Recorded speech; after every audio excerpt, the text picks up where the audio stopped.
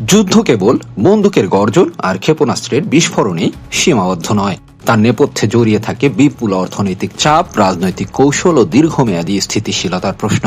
যখন ইসরায়েল ও ইরানের মধ্যে উত্তেজনা সরাসরি সংঘর্ষের রূপ নেয়, তখন শুধু যুদ্ধক্ষেত্রেই নয়, বরং অর্থনীতির প্রতিটি স্তরেই তার প্রতিধ্বনি শোনা যায়। প্রতিদিনের হামলা, পাল্টা হামলার ব্যয় কেবল সামরিক খাতে সীমাবদ্ধ থাকে না, তা রাষ্ট্রের সামগ্রিক বাজেট, নাগরিক জীবন ও ভবিষ্যৎ পরিকল্পনার উপরও ভারী ছায়া ফেলে। এই ভিডিওতে আমরা দেখব এই যুদ্ধের অর্থনৈতিক প্রভাব কার উপর কতটা পড়বে। প্রতিদিন হামলা, পাল্টা হামলা চালাতে গিয়ে ইরান ও ইসরায়েল এই দুই দেশের কার কত খরচ হচ্ছে সেসব বিষয়ে চলুন দেখে আসি। ইসরায়েলের দৈনিক যুদ্ধ ব্যয়।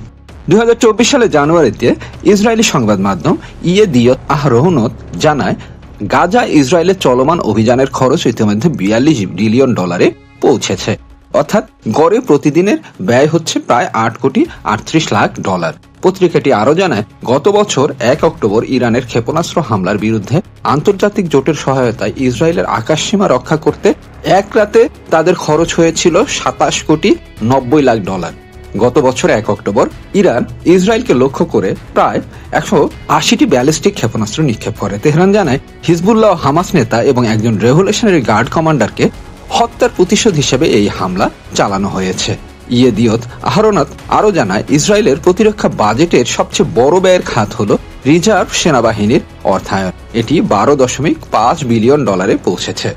ইসরায়েলের একজন সাবেক জ্যেষ্ঠ প্রতিরক্ষা কর্মকর্তা সংবাদ মাধ্যমকে জানিয়েছিলেন, ইসরায়েলের প্রত্যক্ষ সামরিক ব্যয় প্রতিদিন প্রায় $72,50,00,000।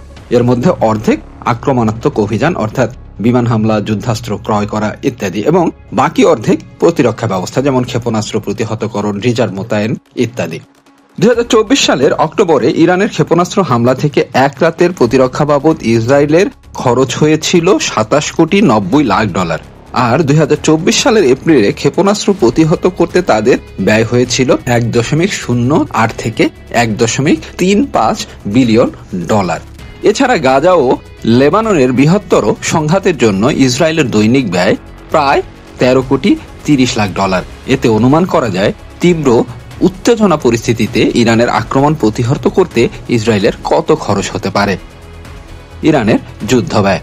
ইরানের দৈনিক সামরিক ব্যয়ের অনুমান ইসরায়েলের তুলনায় ততটা সুনির্দিষ্ট নয়, তবে সক্রিয় সংঘর্ষের সময় তা প্রতিদিন $46 কোটি থেকে $65 কোটি পর্যন্ত হতে পারে বলে অনুমান করা হয়।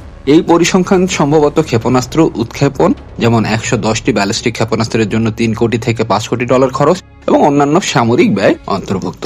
ইরানের ব্যয় সাধারণত ইসরায়েলের তুলনায় কম হয়, কারণ তাদের অস্ত্রশস্ত্রের তুলনামূলক সস্তা।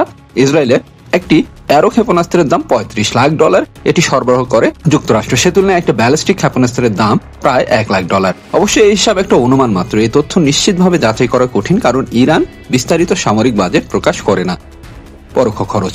উভয় দেশই উল্লেখযোগ্য অর্থনীতিতে চাপের সম্মুখীন। ইসরায়েলের 2024 সালের বাজেট ঘাটতি জিডিপির 8% ছিল।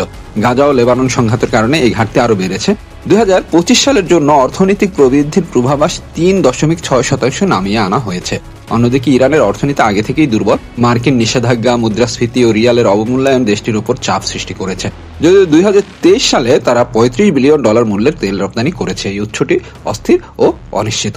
উল্লেখ্য, এই পরিসংখ্যানগুলো সবগুলোই আনুমানিক, কারণ সংঘাতের পর্যায় অনুসারে ব্যয় ভিন্ন ভিন্ন হয়। অর্থনৈতিক মন্দা, পর্যটন খাতের ক্ষতি বা অবকাঠামো ক্ষতির মতো পরোক্ষ ব্যয়গুলো প্রতিদিনের ভিত্তিতে পরিমাপ করা অত্যন্ত কঠিন।